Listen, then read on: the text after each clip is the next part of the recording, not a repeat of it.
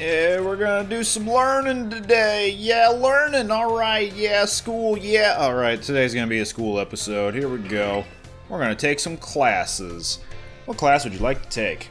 All of them. You'd like biology with Mr. Jacques? Sure. Class will begin soon, don't be tardy. No promises.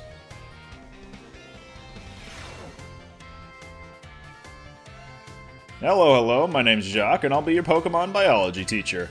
In my class, we'll all learn about the various quirks of our beloved Pokemon together. I hope you all come to love Pokemon even more from the things you learn here. In today's class, I'll teach you a great way to get to know Pokemon in more depth. If you'd like to become better friends with your Pokemon, you can let them come out of their Pokeball and walk along with you. Sounds great, huh? You can use the ZR button to throw a Pokeball and let out the Pokemon inside. Nothing cuter than watching your Pokemon run around underfoot, if you ask me. Once you let your Pokemon out, try speaking to them. They're sure to respond in some way. It's a great way to get to know them better. However, letting your Pokemon out of its ball isn't such a great idea in some locations. Can anyone tell me where it is that you shouldn't have your Pokemon walk along with you? Inside buildings. That's right, great job, Wakey-wakey. I see you did your homework. The correct answer is that we should not walk with our Pokemon indoors. How about that? Some Pokemon might damage walls, desks, and other things walking around inside buildings, so it's not allowed regardless of species. Therefore, please only let your Pokemon out of their Pokeballs while outdoors, okay everyone? I think I see them out and about in classrooms from time to time, but still. Anyway, you may become even closer friends with your Pokemon pals by walking together. Oh, I almost forgot. Keep in mind that you can only walk together with your lead Pokemon. Remember, use the ZR button to throw a ball and let out the Pokemon inside. You'll also want to remember that throwing a ball at a wild Pokemon will start a battle. Looks like that's all the time we have for today. See you all next class. So, some of these classes are going to be tutorial stuff.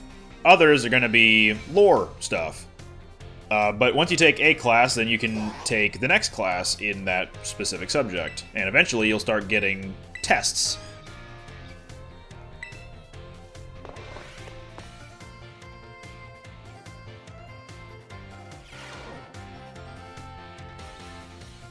Hello, I hope everyone's ready to learn some new things today. Did you all try using the ZR button to let your Pokemon out as I taught you in our last class? Walking around along with your Pokemon lets you see how unique and cute they all are. I'd also highly recommend picnics for when you want to spend some quality time together with the Pokemon in your party. You can get them all around the table to make sandwiches and play. It's really a lot of fun. If you want to learn more about making food, Mr. Saguaro's class is the best place to go. Now, sometimes while you're enjoying a picnic with your Pokemon, you may find something very, very important in the basket next to your table. This very important something is what Pokemon are born from. Let's all say it together. Sandwiches! Oh, eggs! Whew, you all got it right. The very important something I'm talking about is a Pokemon egg. It's not clear where these eggs come from, but they're probably placed in the basket rather stealthily by the Pokemon at the picnic. Walking around with an egg will help warm it, which allows it to hatch. Eggs won't warm up by sitting in boxes, though. You need to have them in your party. And here's one more super important thing I'd like you to remember about eggs. Pokemon entrust us with their eggs because they believe in us. So I sure would be happy to see you all being responsible parents for your little Pokemon eggs. Whoops, my most important point came right as the bell rang. Well, see you all next time, I guess. But biology is supposed to be teaching us about how these eggs come to be, or like how Pokemon make babies. What kind of biologist doesn't teach us how babies are made? A responsible biologist, that's what. Hello, I hope everyone's ready to learn some new things today. I seem to remember teaching you all about the importance of eggs in our last class together. Yeah, earlier this morning. On that note, is everyone using their Pokédex? Yes. It registers Pokemon born from eggs as well as those encountered via other methods, so don't you worry about that. And, just so you know, I'm the one who developed the Pokédex app. It was way before I started teaching here at the Academy, though. Back then, I was a researcher. In fact, Director Clavel wasn't working in education at the time either. He was researching alongside me at the same facility. We got to research Pokemon together day in, day out. Those sure were fun times. I got yelled at all the time, though. Oh, wait a second, how did I get onto this? Pretty sure I was talking about the Pokédex. Anyway, today I'd like to teach you about catching Pokemon. As you all know, a great way to catch a Pokemon more easily is to first lower its HP. But there's another way to up your chances of a successful catch. Can you guess what it is? Status condition. Wow, that's right, Wakey-wakey, great job! The correct technique for making Pokemon easier to catch is to inflict them with a status condition. Sleep is an especially effective status condition. It makes Pokemon drastically easier to catch. And Freeze. If you have a Pokemon that can use moves like that put opponents to sleep, like Sleep Powder or Hypnosis, filling up your Pokedex will be a cinch.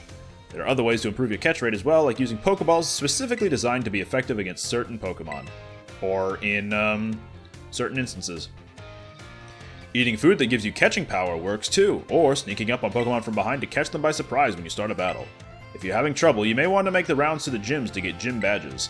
Earning gym badges will make it easier to catch Pokemon of higher and higher levels. Please do come show me your Pokedexes once they start to fill up. Another day, another enjoyable class. Oh yeah, don't forget, our next class will be a test.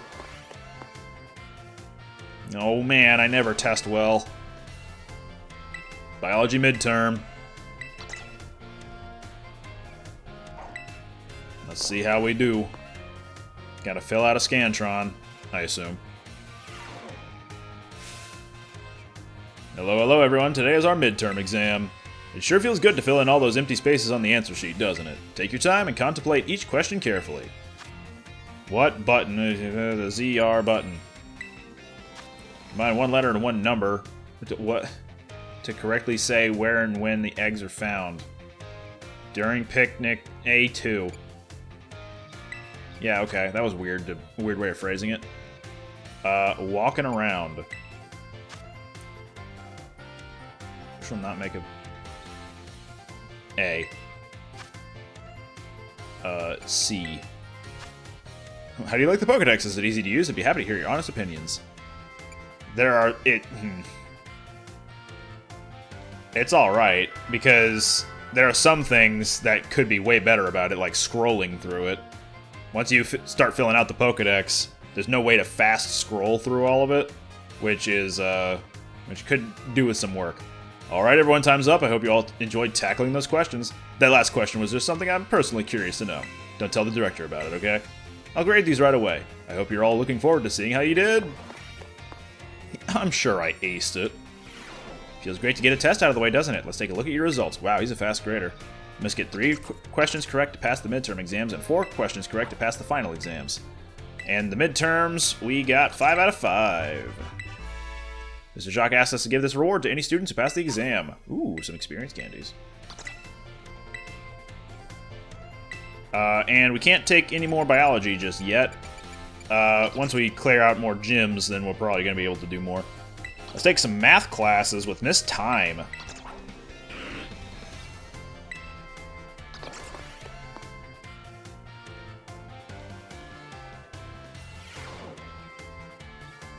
Hello everyone, nice to meet you. My name's Time and I will be your math teacher. Sorry to put you all on the spot at the start of the class, but let me ask you a quick question. Do you enjoy numbers, arithmetic, and the like? No! Yeah, sort of. Oh my, thank you for your honest responses. Some of you may like numbers and some may not. I think that makes a wonderful mix. But no matter your opinion on math, I hope you find yourselves enjoying our lessons together. I'll do my best to find a good way to match up your interests with all types of math lessons. Speaking of which, are you all caught up on your studies of Pokemon type matchups? For example, grass is strong against water and water is strong against fire, correct? Wakey-wakey, you seem to be good with Pokemon, so let me ask you this. Bearing in mind that water is strong against fire, if the move Water Gun hits a fire-type Pokemon, what becomes of the move's damage? It's doubled. That's right, I knew I could count on you for this question, Wakey-wakey. Using moves of a type that your opponent is weak to is a super effective tactic. It multiplies the damage of those moves by 2. On the other hand, using moves of a type that your opponent is resistant to isn't very effective. It divides the damage of your moves by 2. I don't mean to encroach on Ms. Dendra's battle studies territory, of course, but I thought it best to use a lively topic as an example. That can make math more fun, even for those of you who don't much like the subject, don't you think? Oh my, is that the bell? I suppose that's all for now. What a shame. Oh, I'm sorry, I wasn't referring to you. I'm looking forward to seeing you all in the next class. I hope you're looking forward to it too. Let's take some more math classes. Heck yeah. Gotta learn about damage numbers, including what terrestrialization damage numbers will be. Hello everyone, let's have a fun class today. Tell me, do you all enjoy shopping? Buying tasty bread or choosing new clothes? Even just window shopping is so much fun. In today's class, I'd like to use shopping, one of my own favorite hobbies, mind you, to teach you all about math. I'm sure everyone here has visited a Pokemon at least once. They sell all sorts of Pokemon items. Pokeballs are one of the many useful items you can find there. They cost 200 Pokédollars each.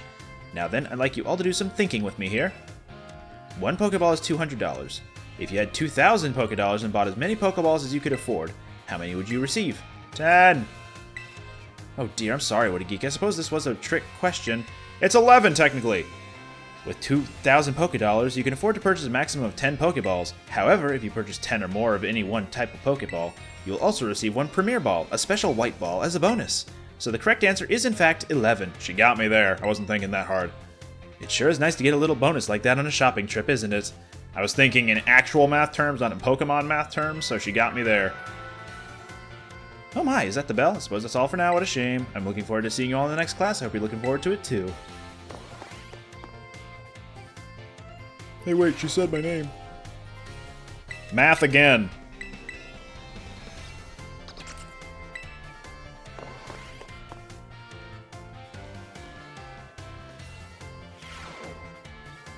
Is Nimona there? Yeah, I guess she is. I don't know if she was there in the first place.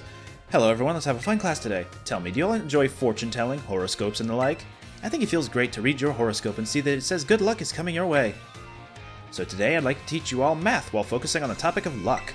Perhaps you have seen the following phrase crop up during Pokemon battles before. A critical hit. When a Pokemon's attack lands as a critical hit, the damage it deals is increased by half. In other words, it does 1.5 times as much damage as it normally would.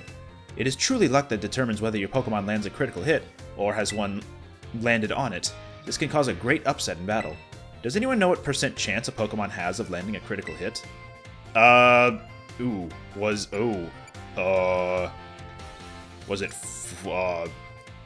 12%? Oh my, that might cause a bit too critical of a situation. Wakey-wakey, Is it 4%? the chance of landing a critical hit is said to be 1 in 24, which figures to roughly 4.17%. The odds are more favorable for certain moves, though. Why, moves such as Stone Edge and Shadow Claw have about a 12% chance. You can also use a move called Focus Energy or an item known as a Dire Hit. Both raise the critical hit ratio by 2 stages. That's a 50% chance to land a critical hit. It feels great to land a critical hit, but perhaps not so great to be struck by one. There's a surprising amount of mathematical probability hidden in Pokemon battles, you know. If you're able to do the calculations that'll swing luck in your favor, it may open the door for more strategic choices for you during battle. Oh my, is that the bell? It's supposed to sell for now. Next class will be our fun midterm exam. I hope you'll all be looking forward to it. Alright, good thing I learned the exact numbers on the critical hits there. Because I probably would have bombed this midterm otherwise. Here we go, math midterm, baby! Again, I don't test well. Alright everyone, it's time to begin our midterm exam. I'm sure the fun experiences you all had in my class will serve you well as you answer. How much damage does water gun? Double damage. C, please. How much damage does Razor Leaf when it hit half damage? You would get 11 Pokeballs. Normally, it's about 4%. How much damage? 1.5 times. Alright everyone, time is up. Put your hands on your laps now. You are all concentrating so hard. I can't wait to see how you did. Do go and ask for your scores at the front desk and then take a nice break. My treasure for the treasure hunt is going to school. 5 out of 5, baby. Sorry, I had a hiccup in there. Alright, that's math done for now. Once we clear a couple more gyms, more classes become available, but I'll revisit the classes once all 8 gyms are done. Let's do history. You'd like history with Miss Rayford? Or Ryford? I don't really know how to pronounce it. I'm gonna say Rayford.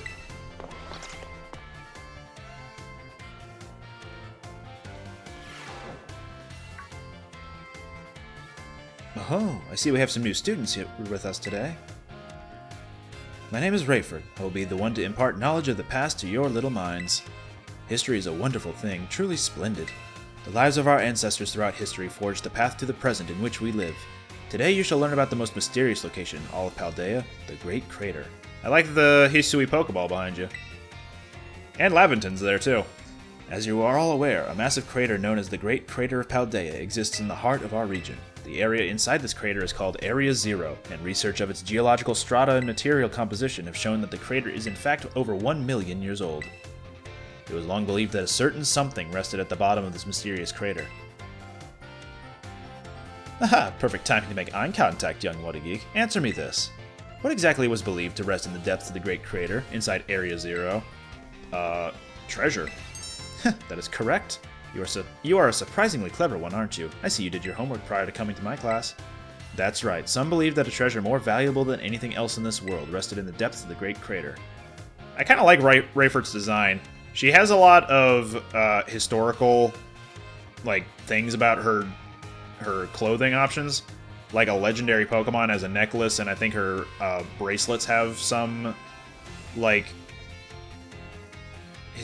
really historical, but legendary significance as well.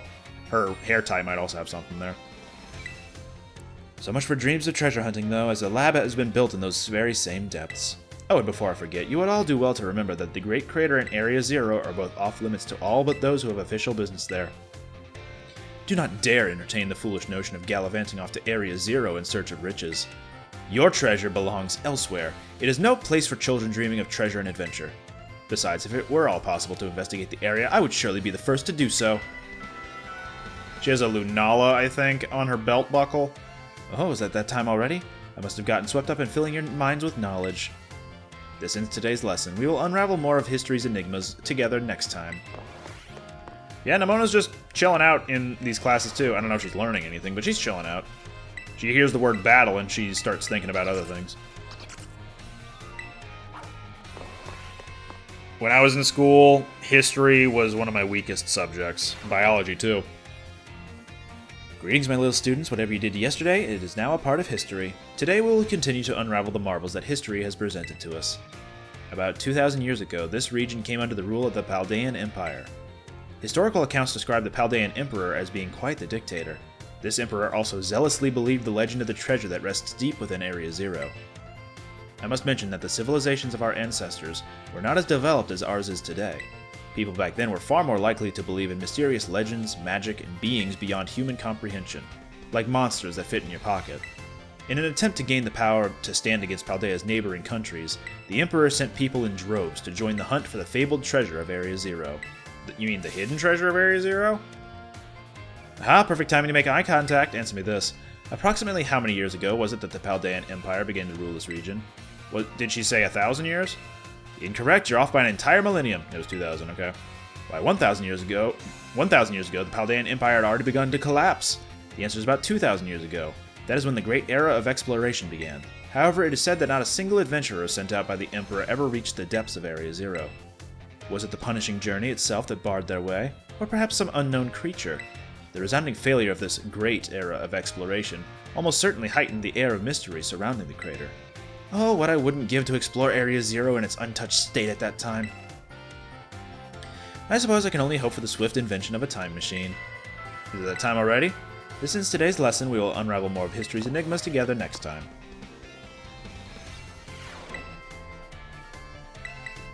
Another history.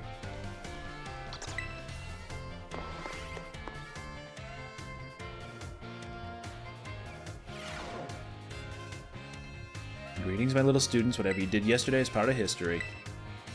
As you should remember from our last class, Area Zero's great era of exploration began about 2,000 years ago. This era lasted for approximately 1,000 years, but not a single soul was able to venture all the way to the deepest reaches of Area Zero.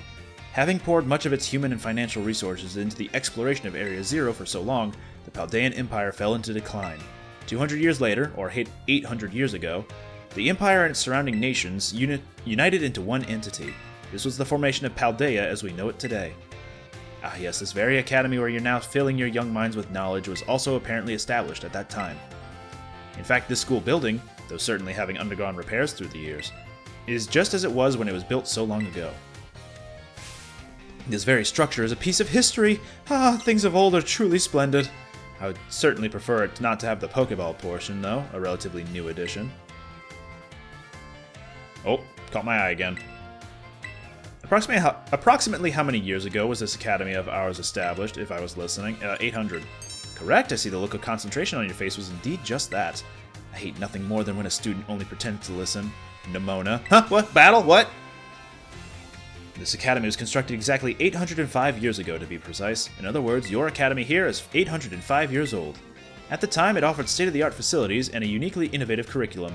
Now it only has half of that. As such, people used to say, those seeking knowledge need look no further than the grapes of Paldea. That's right, they were referring to Uva Academy. It is said that this proverb of sorts was even used outside of the Paldea region. Must have gotten swept up. Next is our midterm exam. Bring the wonders of history to the forefront of your minds in preparation. Time to get my numbers all wrong. Here we go.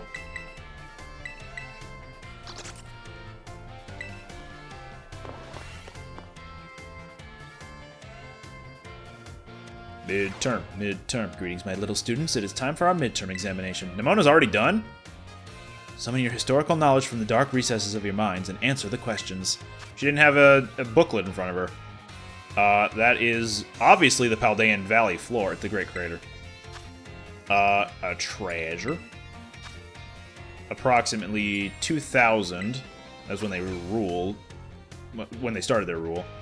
And 805. Those seeking... I was going to say grapes. Those seeking knowledge need look no further. Your time is up. Put your writing utensils down.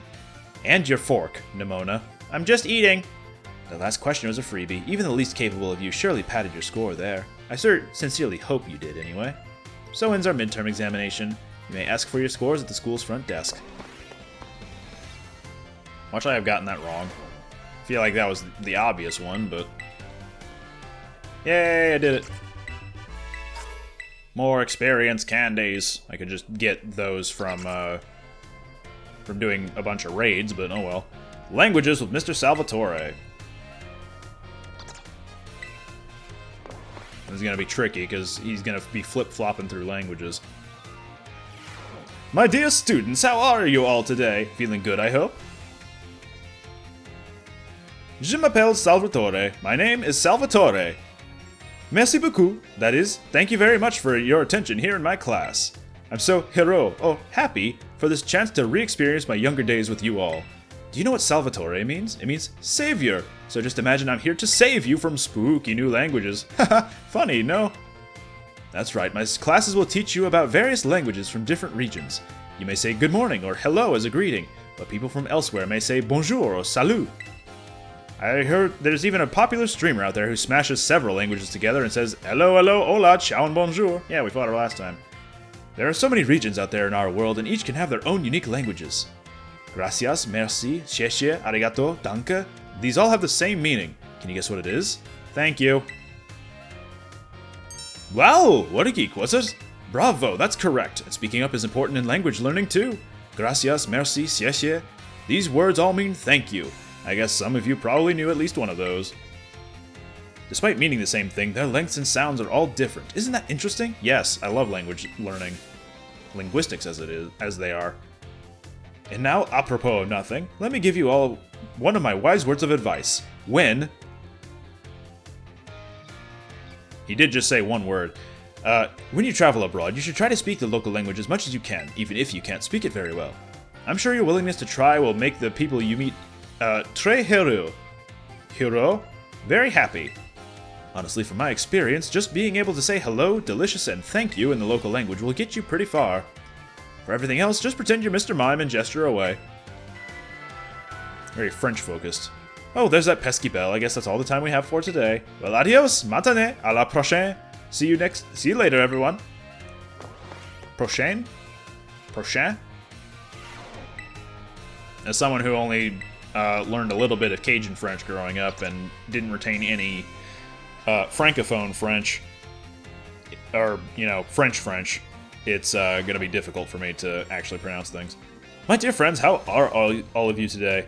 Feeling absolutely fantastic, I hope. It's time for Salvatore's language lesson. Êtes-vous prêt? Êtes-vous prêt? Are you ready, everyone? You can answer with yes or oui. Oui. C'est super. In our last class, I believe I taught you all how to say thank you in other languages, right? In le cours d'aujourd'hui, today's class, we will learn about a certain word sure to make people happy when you use it in your travels abroad. What word, you ask? Well, you'll have to guess. Délicieux. Ouchi. Buono. Can anyone tell me what these words mean? Delicious. Help.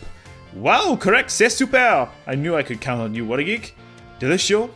Delicieux. Bleh. Man, sorry. Again, he speaks a lot of languages in quick succession. Delicieux. Ouchi. Buono. All these words mean delicious. Using a local word for delicious at markets or restaurants is sure to get a big sourire? A smile, that is, from whoever you're talking to. It'll make communication go more smoothly. I guarantee it. People love it when someone says the cuisine of their homeland is delicious. Who wouldn't be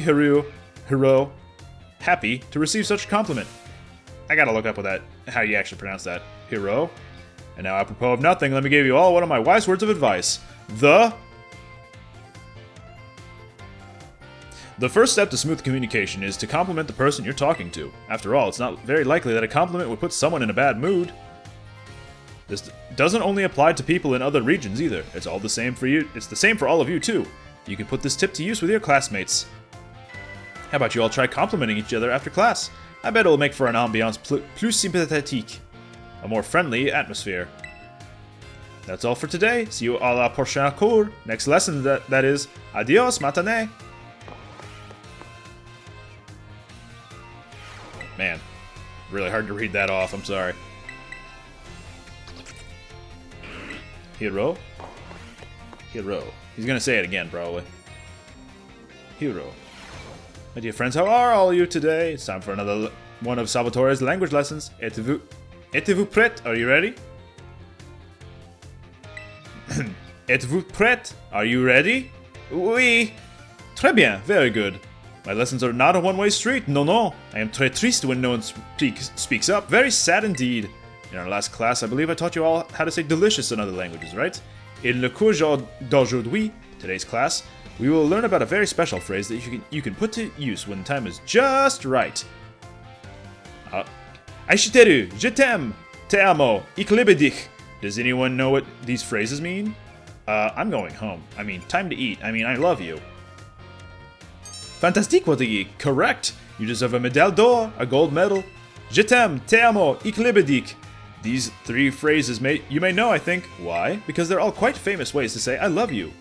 Oh my, have I embarrassed you all, my friends. What timide little garçons et filles. Shy boys and girls, that is.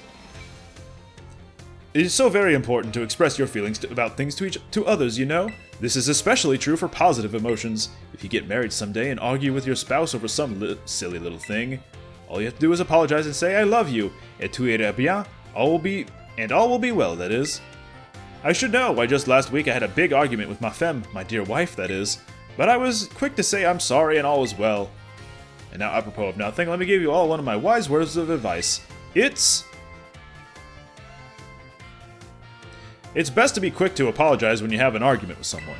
That goes for your families, friends, and your crushes. I know you can do it. I believe in you.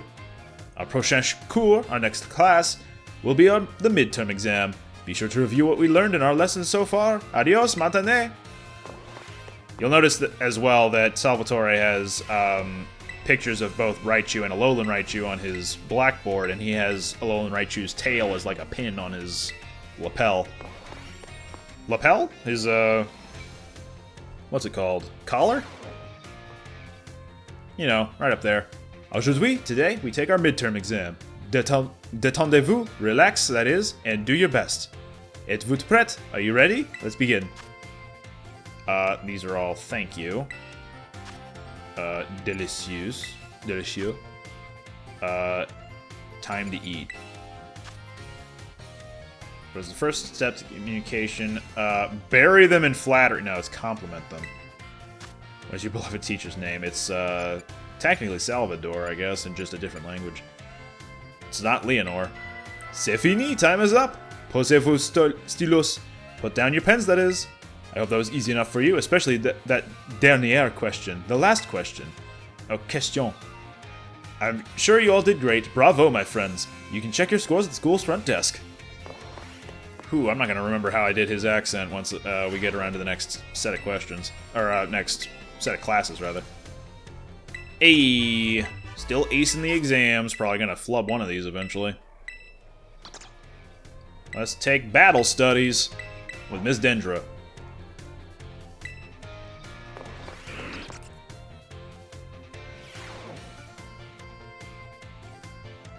Os, say hello to your battle instructor. The one, the only, the hot-blooded Dendra. Os is a karate thing, by the way. Look it up. My age? 25. My hobby? Working out. My type? Well, fighting type. Strong and muscular fighting types, of course. I knew it. That's all for my introduction. As for my class, this is where you get to learn the nitty-gritty of Pokemon battling. So wait, does Nimona have a Riolu? Is that what's going on here? It's right behind her. Oh, and I have Ogerpon. We'll start with the basics so that no trainer gets left in the dust. Even if you're new to this stuff, have no fear. Leave it to me and my muscles and you'll be pros in no time. Let's set our fighting spirits ablaze. Together! Pokemon have all kinds of attack moves at their disposal. Sorry, just adjusting my share. And each move has certain qualities that you'll want to remember. I'm talking about the power, type, and category of these moves. Higher power means more damage, especially if your opponent is weak to that move's type. Heads up, new kid. Question coming your way. There are two categories that attack moves can fall under. Know what they are? Physical and special moves. Moves you love and hate. Awesome, you're just as sharp as I expected, new kid. Looks like you have a handle on the basics. Anyway, attack moves are split into two categories, physical and special. Physical moves do more damage the higher the Pokemon's attack stat is. And special moves do more damage the higher the Pokemon's attack is. You mean special attack? On the other side of things, Pokemon getting hit by these moves can take less damage by having a high defense or special defense stats, respectively. In conclusion, Pokemon that are good with physical moves should raise their attack stat, and Pokemon that are good with special moves should raise their special attack stat. Trying to raise both of these stats equally would just make it hard for the Pokemon to shine in battle. Oh, don't tell Scovillain. Make your strong point stronger, I always say. That goes for both people and Pokemon. Aw, man, I was just about to suggest we do some more hands-on practice to really drive the point home, but I guess we're out of time. We'll generally meet for my class here in the schoolyard, even for book learning. Nothing like a little fresh air to make studying more fun, am I right? But class is over for now. Take care, you little rascals. This isn't the last time we'll be seeing Dendra either. Like, even outside of class we'll be seeing her eventually. So it's nice that we're getting her introduction here.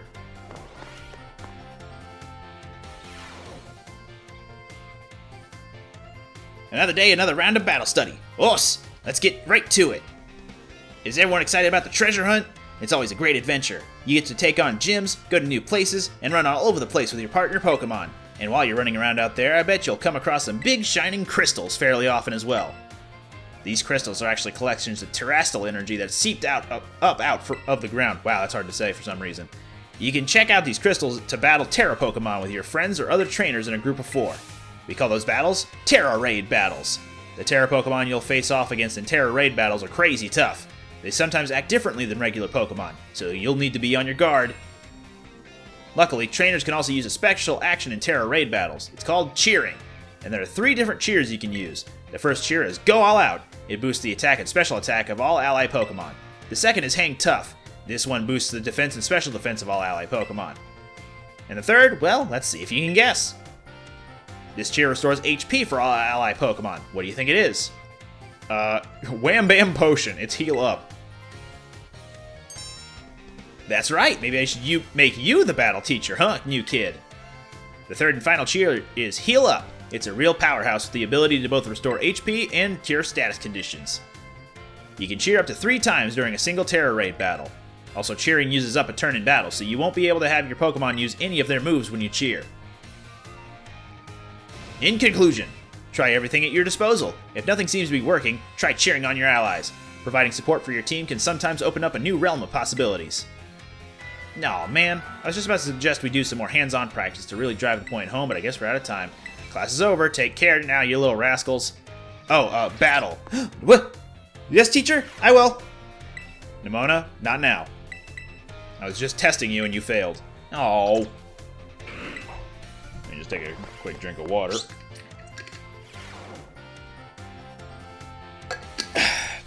Another day, another round of battle study. Us! Let's get right to it. Last time we learned about Terra Raid battles. Did any of you have a chance to try them out? No, we kind of just met last night, and I've just been in the dorm. Terra Pokemon are super strong, and the more difficult ones will use an even tougher tactic that you'll need to deal with. I'm talking about their Terra Shield. What happens while a Pokemon has its Terra Shield up, you ask? Well, it'll take way less damage for one. It has a big effect on morale, too. When trainers see that shield go up, they feel doomed, like there's no way to win the battle. So here's a question for you. If the Pokemon you're battling puts up its Terra Shield, what should you do? Terrestrialize and attack it, call your parents. That's right, you are a regular Terra Raid Battle Master, aren't you, new kid? Regular attacks don't work so well against Pokemon that have the Terra Shield up, but having your Pokemon terrestrialized is an effective method to overcome that issue. A terrestrialized Pokemon will do more damage to shielded Pokemon, especially if it uses moves that match its Terra type. Dealing enough damage to a Pokemon with its Terra Shield up can destroy the shield and break the Pokemon's stance. This means it's important to properly time your terrestrializing in Terra Raid battles. In conclusion, as they say, fight fire with fire and Terra Pokemon with Terra Pokemon. Be sure to work together with your teammates to smash through your opponent's Terra Shield. Aw man, hands-on practice. Next class will be our midterm exam. Aim for a perfect score. Os! Os! Oh no, it's Palmo that Nemona's standing next to. That's fair enough. I guess she evolved her Palmy. Are we actually in a classroom for this? Yeah, we sure are. Sorry to all of you who went to the schoolyard first before finding the right room. I guess we can do our tests in the classroom at least. It might be hard to write your answers out in the field. Alright, time to put on your game faces and do battle with those test sheets. Terrastal. Special attacks. Has no effect on the move's damage, the move's name. How many trainers? There are 4. Effective moment, terrestrializing and attacking. Miss Dindra's favorite type is fighting. Time's up, put your pencils down. Saw you giving it everything you've got. I'm sure you'll all get perfect scores. Well done, everyone. You can ask for your scores at the front desk. I don't think there's a single teacher I dislike at this school. They're all pretty good. Hey. Alright, we got 2 more subjects to tackle.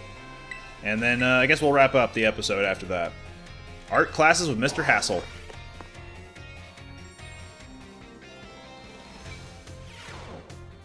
Ooh, nice Staraptor. Paper mache, I assume. Greetings, I am Hassel. I will be teaching this art class. It is a pleasure to meet you all. Love the pictures in the background there.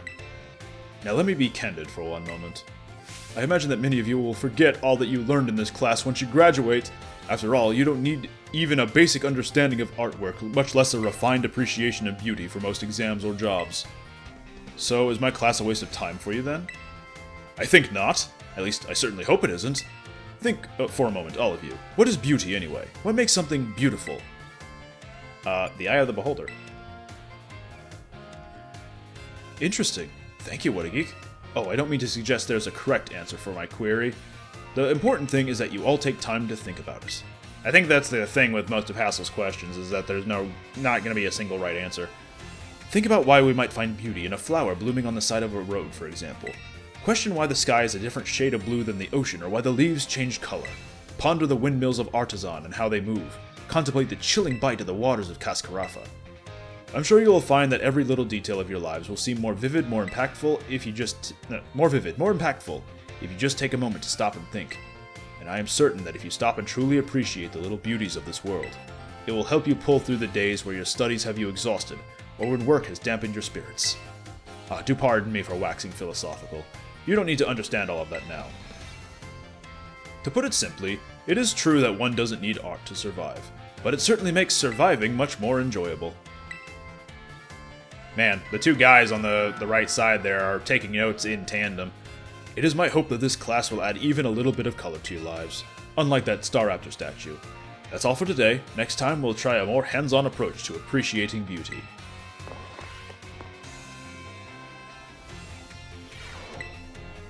I think we're in the daytime now, because the receptionist Pokemon moved from being Gengar to being Psyduck.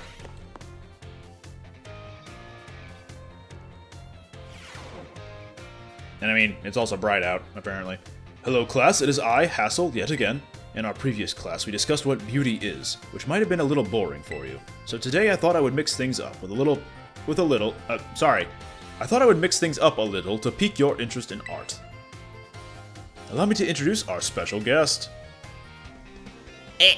It's Gibble. This is Professor Gibble, the assistant lecturer for today. Now then, Professor Gibble, if you would be so kind as to terrestrialize for us? Wham! Oh, he just does it. Ah, lovely bouquet of flowers. As some of you may already know, a Pokemon can terastallize if you use a Terra Orb. Normally, Professor Gibble will be of the Dragon type, or Ground type. But by terastallizing, it succeeded in changing its type.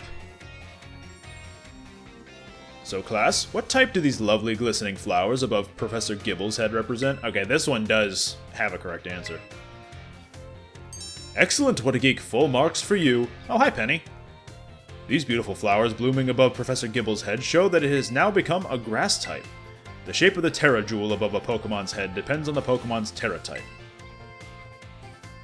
To summarize, if an opponent's Pokemon terastallizes during battle, observe a Pokemon's Terra Jewel closely to see which type it has become, and choose effective moves accordingly. It is my sincere hope that today's lecture will help you all achieve beautiful victories. The terrestrial phenomenon is indeed a fascinating and deep subject to discuss. That's it for today, class. Thank you, Professor Gibble, for your help. I'm Gib. Thank you, Professor Gibble. I salute you.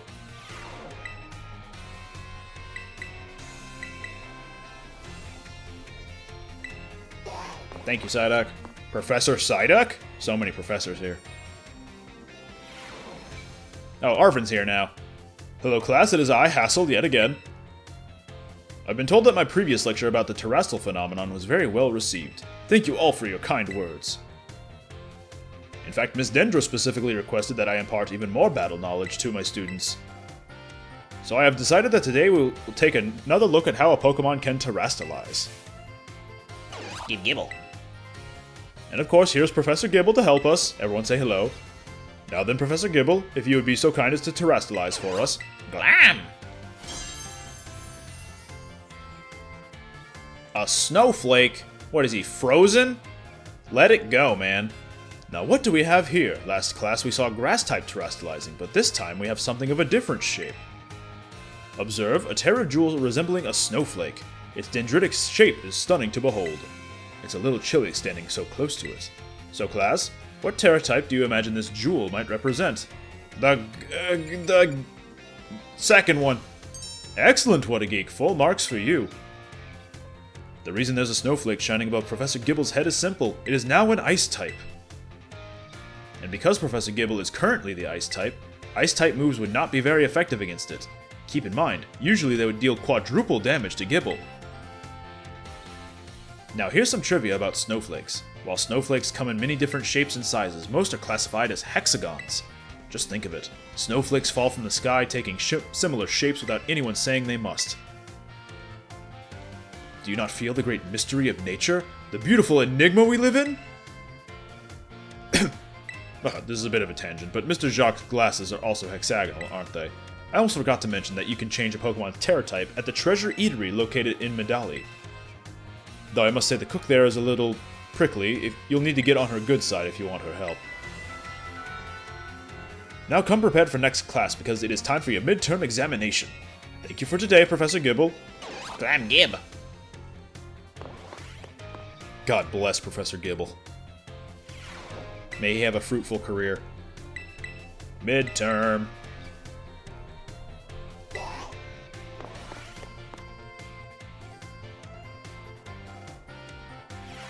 Hey, Nimona.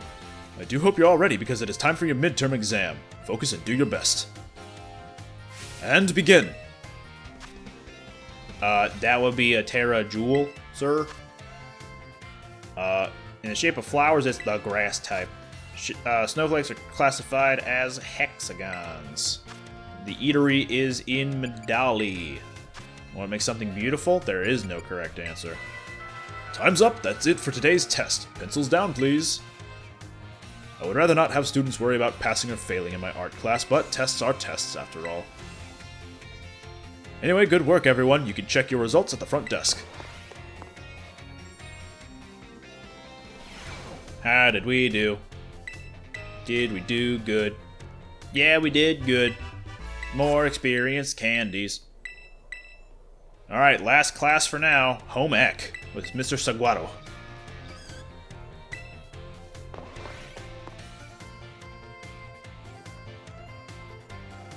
There he is! I see we have some energetic young ones in our class this time around. You may call me Mr. Saguaro. If Your time here with me will be spent obtaining knowledge and skills indispensable for daily life.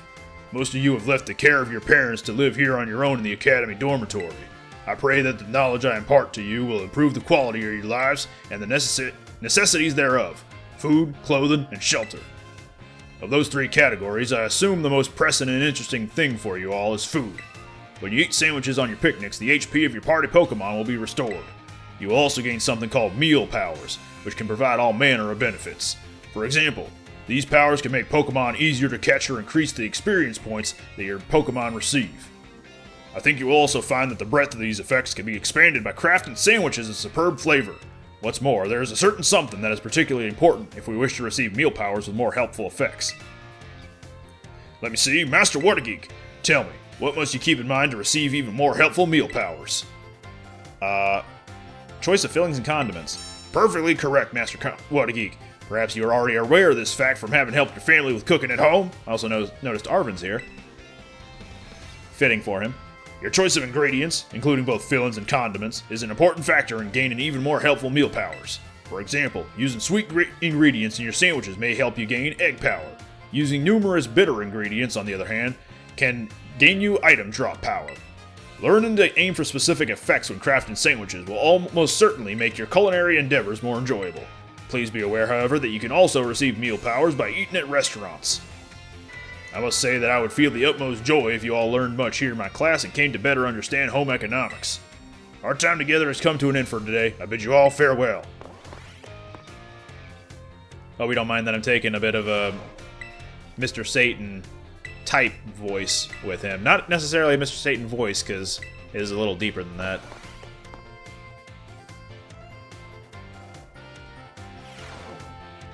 Put away your phones, it's time to begin class. In our last class, I believe we talked about the effects you can get from food on your picnics. You can receive meal powers and even restore HP for all the Pokemon in your party. It is truly a convenient means of healing your Pokemon. Unfortunately, as I'm sure you're aware, it is not suited for use in battles, when you cannot make food, It's not suited for use in battles, when you cannot make food, or when you wish to restore HP quickly. In times such as those, you should make use of healing items, such as potions which you can purchase from Pokemarts or the school store. Healing items are immediately effective, and can be used anytime that you can open your bag. They are, however, consumed after one use. Potions restore 20 HP, Super Potions restore 60 HP, and Hyper Potions restore 120. The pricier the item, the more HP it will restore. Keep in mind how much money you have when you are stocking up on these items. However, unforeseen happenings are an inextricable part of traveling from place to place. Imagine, if you will, the following scenario. You find yourself with injured Pokemon, but you have no potions, you are out of sandwich ingredients, and there are no Pokemon centers nearby. Tell me, Master Wakey-wakey, what should you search for when in a perilous situation with no way to heal your Pokemon? Items on the ground. Perfectly correct, Master Wakey-wakey. I see you are well learned in survival techniques. If you see something shiny on the ground, it's actually an item that has been dropped there. You may be able to find a restorative item, such as an Oran Berry or a potion in this way. You can use the R button to send out your Pokemon to pick up such items as well. And then there are berries, of course. Berries, by the way, aren't like items from shops. If you let your Pokemon hold one, it'll decide on its own when to eat the berry during battle. Letting your Pokemon decide this timing for itself can be quite interesting. At any rate, if you find yourself in need of healing, I suggest that you look around for shining items on the ground. If you can't find such items, there are other methods you may employ for healing your... But I see the bell demands the topic wait. Our time together has come to an end for today. I bid you all farewell.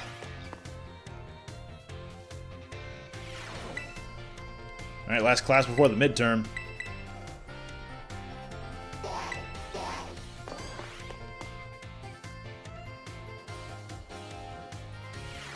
Put away your phones, it's time to begin class. In my last class, I taught about HP restoration. However, after class, I was asked by several of you about power points, commonly known as PP. Stop snickering! When a Pokemon loses all of its HP, it faints and can no longer battle. What then happens to a Pokemon when it loses all its PP? Stop laughing! It can't use moves. Perfectly correct, Master Wakey-wakey. Perhaps you know this from first-hand experience. When a Pokemon runs out of PP, stop snickering. It can no longer use its moves. However, each move has its own store of power points. Aha, got you there. So you can mitigate power point loss by using a variety of moves rather than just one move repeatedly. If a Pokemon loses all PP, dang it! For all its moves, it will only be able to use Struggle. an action that also damages the Pokemon that uses it. In order to avoid this predicament, power points can be restored at Pokemon centers along with HP. Items such as ethers and max ethers can also be used to restore power points. Be careful not to confuse potions with ethers in the heat of battle. However, ethers are not sold at shops, so you should use them judiciously if you find them. The stronger the move, the lower its maximum power points. Do not waste uses of these moves unless you wish to quickly run out of power points. It is important to run balance in a Pokemon set of moves. As you can see, HP isn't the only thing you must keep an eye on while adventuring with Pokemon. I hope that you all take care to ensure that your partner Pokemon can perform at their best as you engage in the treasure hunt. Our time together has come to an end for today. Our next meeting will be an examination day. Be sure to review well in preparation. Alright, midterm. Let's do it.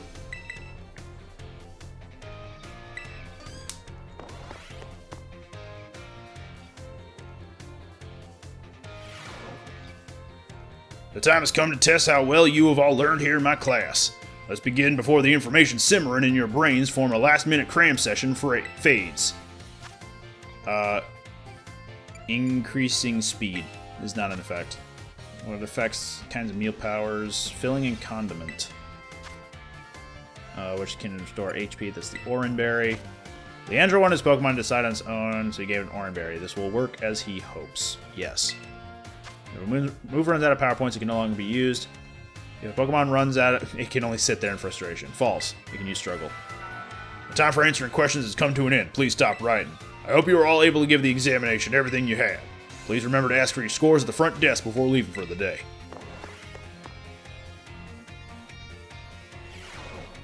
Alright, test. What do we got? 5 out of 5? My man, here we go. Alright, that's all the classes we had for now. But we can actually go around and talk to the teachers. I don't remember where all of them are, but let's see if we can find them all. There's some neat things to explore and discover here in the foyer. I think there's a very particular book that's jutting out somewhere around here. There it is. It's the Violet Book, the Mysterious Purple Tome. Do you want to read it? We can read about the Great Crater. Look at that. A photograph from the survey team's point of ingress to the crater, which is visible in the background. The Adventure. Within the Great Crater of Paldea lies the mysterious Area Zero, a place home to such landscapes, such plant life, and such Pokemon as we had never seen. A photograph of the spot where the survey team rested on day 2 of the expedition. Note the strange symbols inscribed in the ground here. Were they left by explorers in the time of the Paldean Empire, or could they be older still? Regardless, they seemed as if they must hold some meaning. Even to this day, there isn't really any in-game explanation for that symbol, actually. Legends form a spiral down the inner walls of Area Zero, offering a path of descent. Vegetation and sources of water are here as well. Legends tell that the precious stones or wondrous fruits have long slept in Area Zero's depths, protected by some manner of guardian. Flamigo, we got Palmy, maybe Palmo, Knacklestack, can't tell what the thing on the right is. Is that supposed to be a... I can't tell what the middle thing is. Oh wait, that might be Glamora. And Glimmet. Yeah, that's definitely what that is. Surprisingly, the Pokemon species we observed in the upper strata of Area Zero seemed little different from those seen outside the crater. Now and then we heard unfamiliar cries from the lower strata. Monsters of Area Zero. Yep, there's Iron Treads. Arvin pulled this out and read it on the first day we met him. Herba Mystica. Area Zero is home to wondrous herbs that instantly impart vigor when eaten. We dubbed them Herba Mystica and attempted to grow some in areas of Paldea. Before we could harvest, the herbs were eaten by Pokemon, which in turn grew large and strong. We call these Titan Pokemon. Mysterious plates. Lore. During our descent into Area Zero, we came across a buried metal plate inscribed with a strange symbol. We attempted to shave off a piece of the plate, but failed to leave even a scratch. Even determining the nature of the metal seems beyond modern science. We know not why the inscription was made, let alone how. Whoa. Legendary treasure. Countless days into our descent, we reached at last the very depths of the great crater. There we found a cave with formations of gemstone, shining blindingly bright as far as we could see. Perhaps that strange light itself is the guardian said to watch over treasure deep within the crater. An imagined Pokemon. Whoa, look at that. That looks... well, it's got aspects of all of the Musketeers from Gen 5. Looks a little bit more like Virizion than anything. A phantom memory. During our exploration of Area Zero's depths, I, Heath, strayed from the team and was later found unconscious. When awoken, I could only recall speaking with someone in an unfamiliar place as if in a dream. I was found holding the page shown here. The handwriting is my own, but I have no memory of writing this. Lots of hexagons and, yeah, just a lot of hexagons. Our generous sponsor. Oh, look at that guy. The author Heath pictured with the director of Uva Academy. Is that... no, that's not Clavel. It might be his ancestor or something. The Academy's generous funding made the Area Zero expedition possible, and the data gathered has been shared with the Academy in hopes that it will aid the institution's research work and foster future generations of scholars and scientists. There he is! Cyclizar! Also Heath's there. Looks a little bit like Groucho Marx. His partner's Cyclizar, huh? So Heath's partner was the present form of Miraidon. That's interesting. And, yeah, this... Breyer did confirm that this was intentionally blacked out for actual public, like, publications of the Violet book. And her version, is the only version where it's not blacked out at all. Let's go touring around a little bit. We can use the... oh, wait, no. I can walk upstairs, can't I? Yeah, I can. Okay, sorry. We can use these little terminals to warp around, but I do want to walk around a little bit, because I think Rayfort's around here somewhere. Rayfort, sorry. Just don't remember where exactly.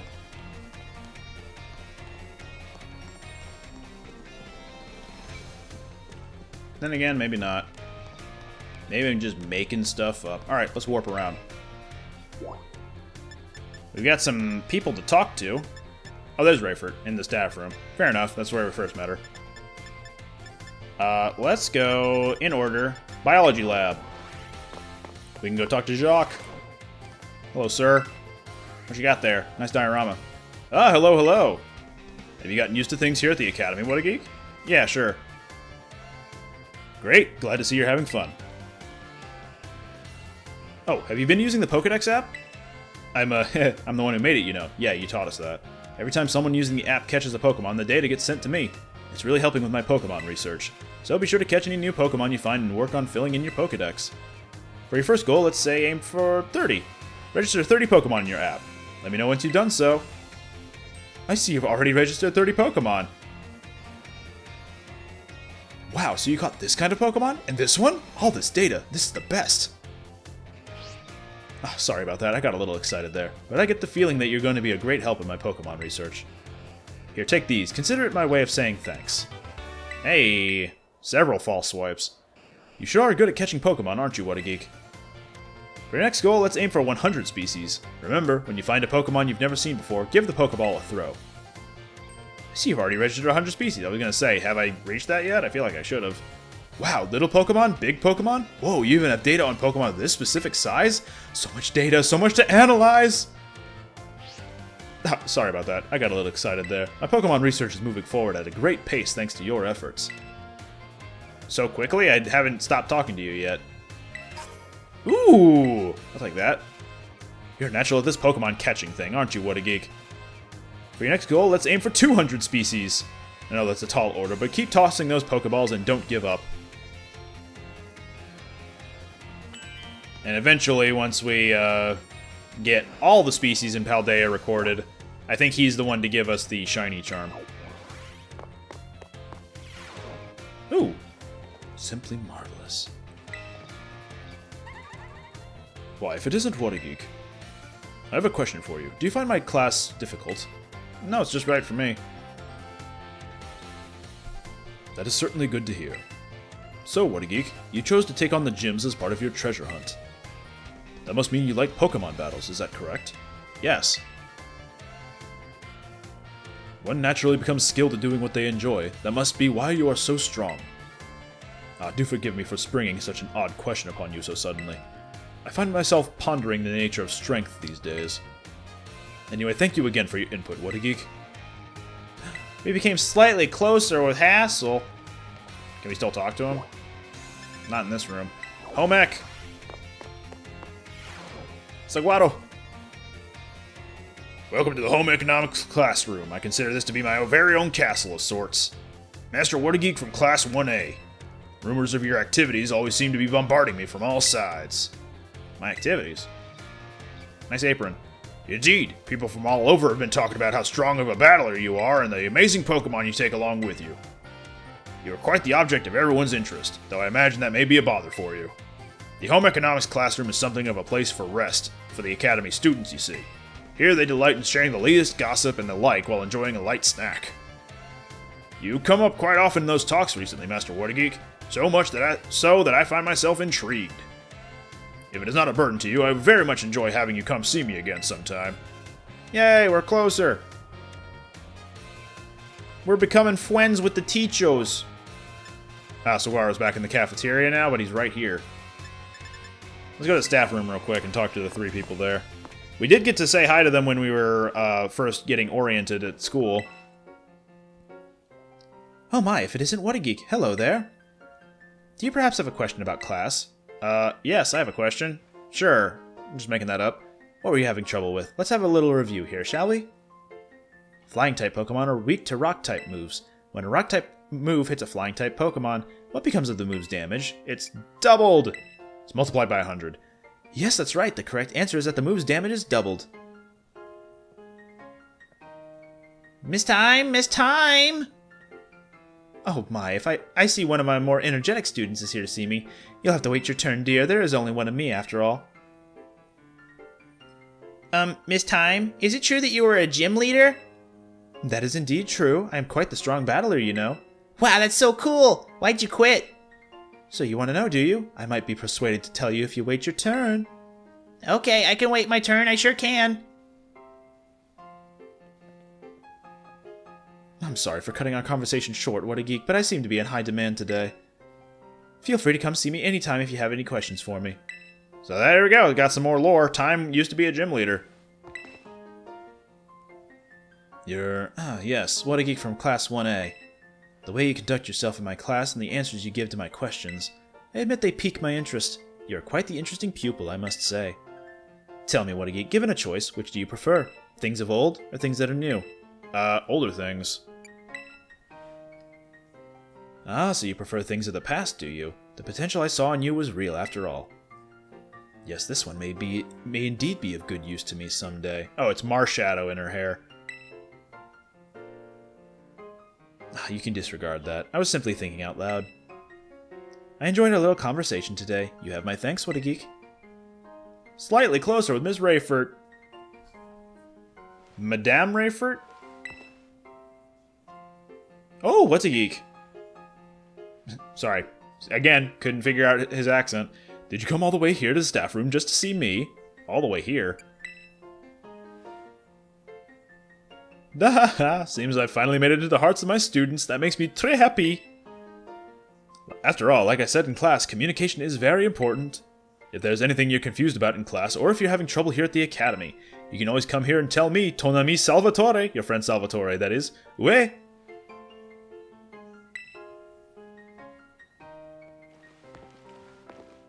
Are they still going to have stuff to talk about in the staff room? No? Alright. We can talk to Clavel. I don't know what that'll do, because he's the director, not a teacher. Oh, why hello, Master Wakey-geek. How's your treasure hunt coming along? Having all sorts of fun adventures, I hope? Yeah, it's been great. Wonderful. I'm glad to hear it. Do keep in mind that the treasure hunt has no set course or criteria you must follow. Simply go where your heart takes you, and you shall do splendidly. Speaking of such pursuits, there has been something on my mind of late. If I could ask for your expertise on the matter, I would be most grateful. You see, I recently heard a word whose meaning escapes me. I believe it to be some sort of slang. Tell me, what does chuggy mean? Being outdated and uncool, I guess? I think I understand. For both speaker and recipient, it is not a pleasant word, I take it. The words used by young people these days are quite often beyond my comprehension, but when I learn the meanings behind the words, I find that I feel that much closer to my students. I am most grateful to you for your help on that front. Hey, we're slightly closer with Clavel. I don't know if we have anything more to talk to him about it in this particular location. Apparently we do. Pretend I left and came back. Oh, Mr. Wakey-wakey, how kind of you to stop by. I must say, I am pleased to see you on school grounds again. Travel and adventure certainly have their place, but it does one good to attend class as well, no? Speaking of which, there is something I would very much like to ask you. I understand you have joined a variety of classes during your time here at the Academy, but if I may ask, which of our faculty members have made the most favorable impression on you? Oh, I haven't even talked to the nurse yet. I'ma say... favorable impression? I'm gonna say Dendra. Oh, Miss Dendra from Battle Class, you say? Yes, she is a fine teacher, a most upbeat and cheerful woman. We are truly blessed to have so many wonderful teachers and staff members at UFA Academy. I firmly believe that our faculty is second to none in their commitment to our students' ongoing education and well-being. Thank you very much for sharing your thoughts, Mr. Wakey-wakey. Even closer with Director Clavel. We're such good friends with the director. Compared to the other teachers, at the moment. It's not gonna last long, though. Nurse's office. We haven't met Nurse Miriam yet. There she is. Is your leg okay? Hey there, come on in. Everyone's welcome in the nurse's office. What brings you here today? I don't see anything super wrong with you or your Pokémon. Wait, this is your first time here, isn't it? Yes. Oh, so I guess you transferred in recently. You must be Wakey-wakey, right? Everyone's been talking about you.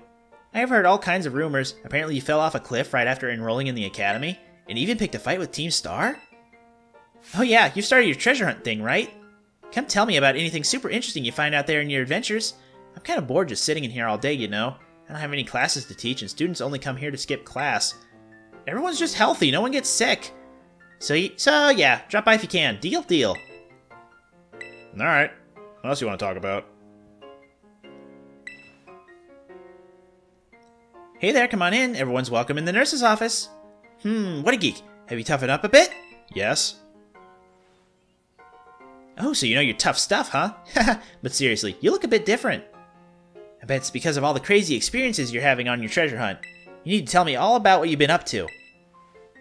Alright, so there's this one time where I caught an ogre. Wow, that's super cool. I sure am jealous of you kids. You get to try out new things every single day. Me, on the other hand. I actually wanted to become a teacher. I'm just a school nurse, you know. I can't teach classes or anything like that. I couldn't pass the certification exam to become an actual health teacher. I took it so many times, but no luck. So here I am, stuck forever in the nurse's office. Oh, sorry. I guess this isn't a very fun thing to talk about. But you're such a good listener. I find myself telling you all kinds of stuff. You just met me. I hope you'll still come to see me even if I talk your ear off like this. We're even closer now. Do you have anything more to talk about, or should I just leave? The ladder. Sleeping giraffe rig. Love to see it. Oh, everyone's there. Well, we haven't talked to Dendra yet, so let's start with that. Hi, Hassel. Salvatore is... Yep, right over there. Dendra, where are you at? Ah, there she is.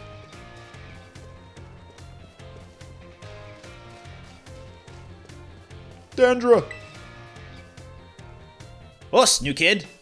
Have you come out here to the schoolyard for some training? Yeah, sure. Why not? Aha, I knew I could see a fighting spirit burn behind those eyes of yours.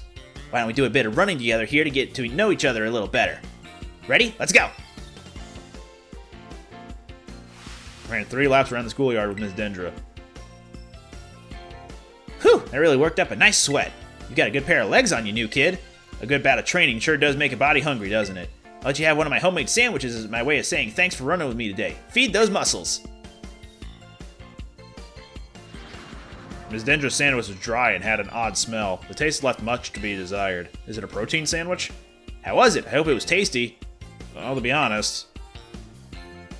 Sorry, I shouldn't ask you that. I'm athletic and all, but I don't know the first thing about making good food, as your honest reaction just reminded me. Well, see you later. Enjoy your sore muscles tomorrow. Cool, thanks. Now I'm sore and hungry for good food. If we have more to talk to her about, I'm sure it's not out here. Salvatore, what you doing?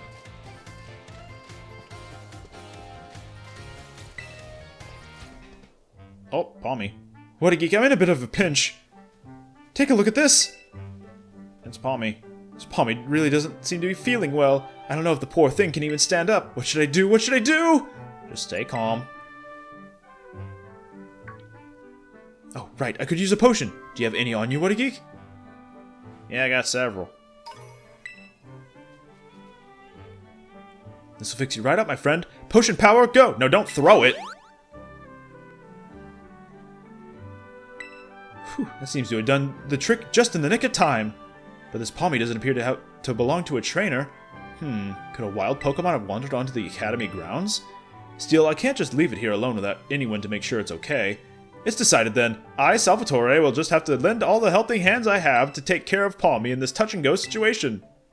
It just looks like it's asleep. Merci very much for your advice, Wakey-wakey. Adios, au revoir, farewell. Well, good of him to adopt a Palmy. How you doing, Hassel?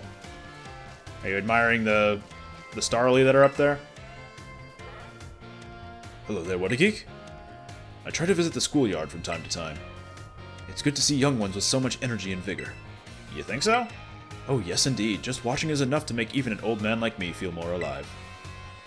Master Hassel, might I have a word? You? What are you doing here? I've told you many times not to bother me here at the Academy. Yet I am bound to come. Our family's future is of paramount importance. It was good speaking with you, Wakey-wakey. Something important has come up, so I must excuse myself now. Let us discuss this matter elsewhere. Come.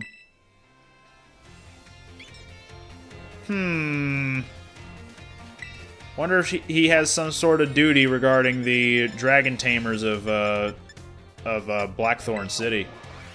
Was that what it's called in Johto? Blackthorn? Hey, Dendra, learn how to cook? Oh, new kid! Fancy meeting you here in the home economics classroom. What a coincidence, eh? My other name. So, well, you see... Miss Dendra tells me she is here for intensive training and sandwich making. Aw, well, no use hiding it now. Oh dear, I'm terribly sorry. Were you keeping this a secret? Well, I mean, not really, but it just doesn't look very cool to openly admit I'm here for intensive training, you know? Understood. I'll be more careful in the future.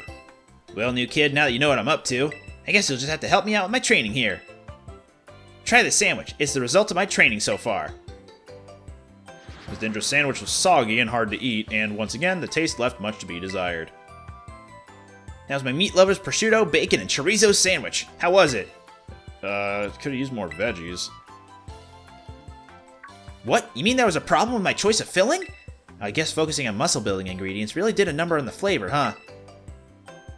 Miss Dendra, I believe a simple addition of butter would have done wonders for your sandwich. Butter helps to protect the bread from getting soggy due to the moisture of the ingredients. I would think it would be the other way around. Butter, like, moisturizes the actual inner part of the bread, right? It could also work to enhance the sandwich's flavor. That I can agree with. Butter! That makes sense. Thank you for teaching me that tip, Mr. Saguaro. Oh, my hands are all buttery because I was making butter. Why didn't you tell me that I was making the Why didn't you tell me that when I was making the sandwich? Oh, well, you see, when I saw you, I had not realized that you had become your, food prep. I thought you were simply trying to destroy my classroom. Well, anyway. New kid, thanks to you and Mr. Saguaro here, I may finally be getting the hang of this. Thanks for your advice. Yeah, even closer. But Saguaro's not here. Where did he go? Oh yeah, cafeteria. Fair enough.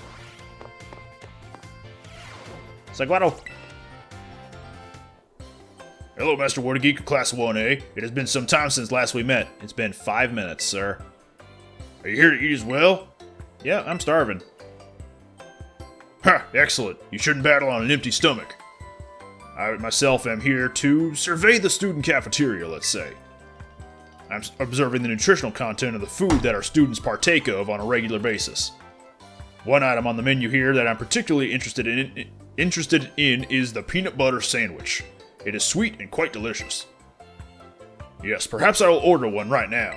I love peanut butter sandwiches. Oh, look, it's Mr. Saguaro. He's so fashionable and cool.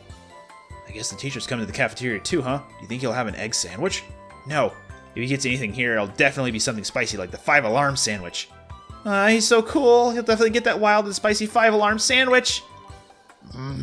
Could I have a 5-alarm sandwich? I do enjoy the thrill of spicy food. No, have a peanut butter sandwich. Yes. You suggested I have a peanut butter sandwich, Master Wakey-wakey? I suppose I shall have to try one if you insist. That was close. I almost was turned into a Jill sandwich.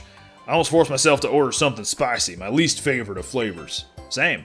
I thank you for restraining me, Master Wakey-wakey. It seems that the students tend to view me as fashionable and cool, or even, dare I say it, exuding a sort of brooding strength. I have a habit of acting in such a way so as not to destroy their image of me. I showed my true colors to you just now without thinking. Please keep this as a secret between us, even though at least 4 other kids saw you order a peanut butter sandwich. But you got it, your secret's safe with me, I guess. That's right, I was thinking Rayfurt shows up in the entrance hall because she will eventually. We're just gonna need to defeat more gyms. Oh my, if it isn't What-a-Geek. Please forgive me if this is an odd question. Were you perhaps watching me from afar just now? No, I wasn't. Yes, I suppose you wouldn't have been doing something like that. I'm sorry. You see, how shall I put this? Recently, there have been times when I feel as if I am being watched. Not by a Pokémon, mind you, but by a person. I thought it might be a ghost, so I tried asking my sister for help. She said it most likely isn't one. She's good with ghost-type Pokémon, you know. And we'll see that eventually, actually. Perhaps one of my students is quietly watching me, waiting for a chance to ask me a question?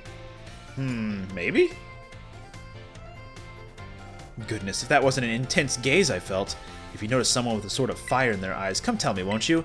If they are too shy to come ask me themselves, then I'll go to them. Should I do that now, or... Is there even someone? That's probably going to be your next thing, I think.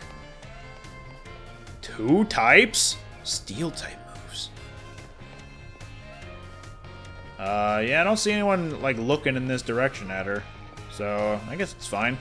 Is there anything else that we need to do out here? No? Alright, that's all the classes, all the schoolwork we gotta do at this school that we're enrolled in. And we have the uniform on permanently. Oh, camera. I guess that's it then. So, thanks for tuning into this Academy episode. We're gonna return to the previously scheduled program. We're gonna head back over to the Path of Legends Steel Titan. So, we'll fly back to Levincia next time and do that. And then maybe make our way to the next Team Starbase as well. So, till then, I'm actually getting drenched. I'm gonna go back inside. Thanks for watching.